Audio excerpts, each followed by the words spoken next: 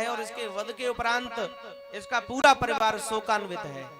इसकी पत्नी, इसका भाई हिरण्यकशिपु, भाई की पत्नी कयाधु और इसकी माता दिति, ये सब रो रहे हैं। सबको जलाने के लिए नहीं ले जाने दे रहे।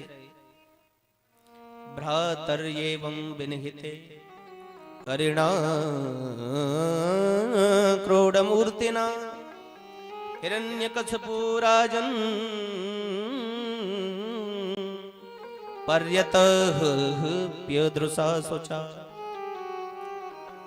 नारद जी बोले, युधिष्ठिर मुझे तो बड़ा आश्चर्य हो रहा है कि ये हिरण्यकशिपु जैसा दुष्ट आतताई असुर तो कोई नहीं था, लेकिन ये कैसे बोल रहा है आज जैसे रामायण बोल रही हो, पर उपदेश कुशल बहुत दे रहे, कथनी करनी में अंतर, ऐसा उपदेश दे रहा है कि बड़े बड़े दिग्दर्शी, बड़े बड़े मूर्धन्य विद्वान नहीं बोल सकते। क्या कह रहा है? बोल रहा है, दानवानिदम प्रीतम भो भो दानव देतया। कह रहा है अपनी माता दिति से, माता तुम क्यों रो रही हो?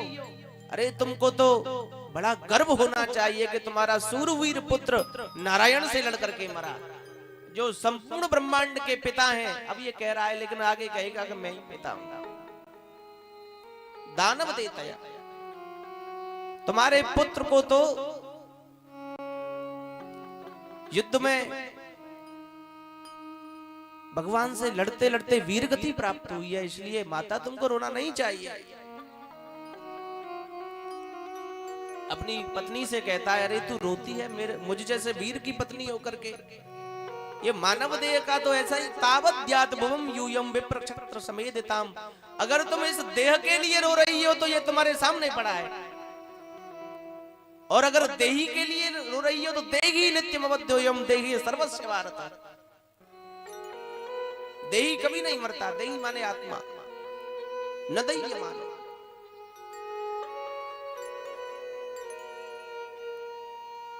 देह देह देह तो ये पड़ा है, ये पंचभूतों का कारण है, पंच महाभूतों का, अग्नि वायु आकाश पृथ्वी जल। और आत्मा तो सर्वथा अवध्य है। किसके लिए रो रही हो? अब इसका पुत्र आ गया हिरण्याक्ष का, बोला चाचा जी आप कह तो सही रहे हैं, लेकिन जिसका मरता है वही जानता है। तो उससे बड़े चिल्ला करके बोला, अरे पुरुग्राम व्रजोद्यान, अरे मूर्ख मुझको दूसरा बोल रहा है तू?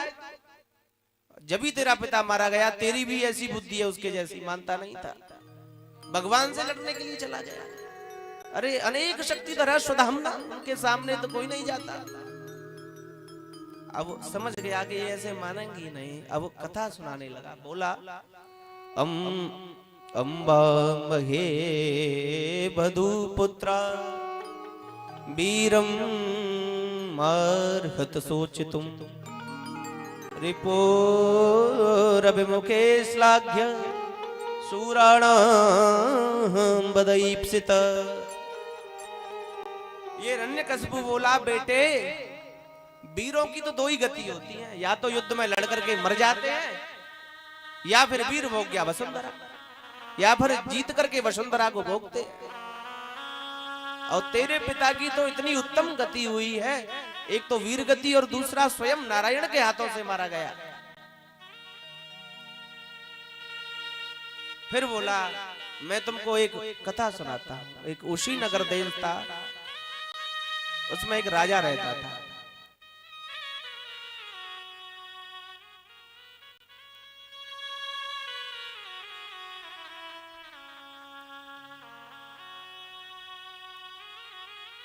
अब इसी कथा को कर लूं, फिर कहा दूंगा। मुझे पता है गप्पा।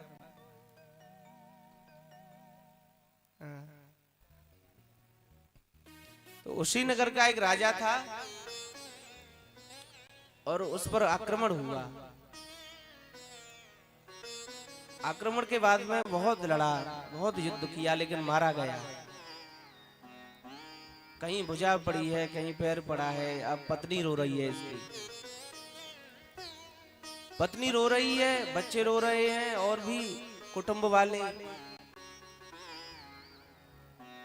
बाकी जो बुद्धिमान लोग हैं वो कह रहे हैं कि इसको ले चलो भाई, ये मारा गया कोई बात नहीं, और मरना जीना तो संसार में बना रहता है। नहीं मान रही, नहीं मान रही। अब धर्मराज जी को बड़ा बुरा लगा, जिनको यम कहते हैं, यमराज। धर्मराज जी आ गए वहां पर बच्चे का रूप लेकर के। बोले देवी ये क्या कर रही हो, अब इसको अग्नि में समर्पित करो, ये 2-3 दिन और रखोगी तो इसमें तो कीड़े पड़ जाएंगे, यही गति है इसकी।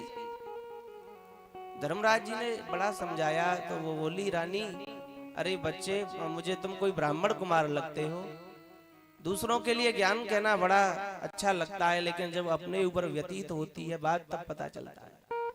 धर्मराज जी समझ गए कि कुंठम मुखाम वो जम छिन्ना युद्ध भुजम मृदम, ये जब तक इस देह को देख रही है तब तक मेरा ज्ञान इसे लगेगा नहीं, अब इसको गूढ़ार्थ ज्ञान देना पड़ेगा। धर्मराज जी बोले, देवी तुमको पता है जैसे तुम यहाँ विलाप कर रही हो, वैसे ही एक अरण्य में, एक वन में एक कबूतर और कबूतरी का जोड़ा बड़े प्रेम से रहता था।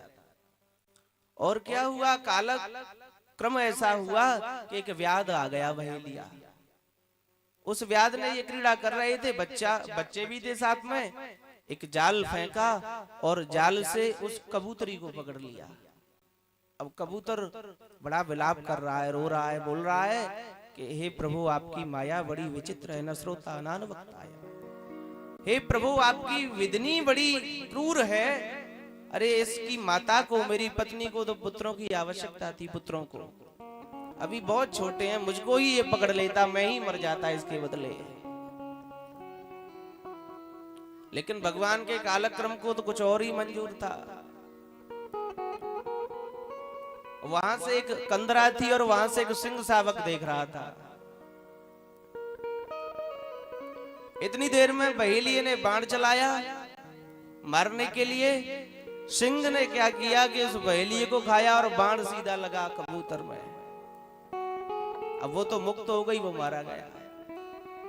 यानी धर्म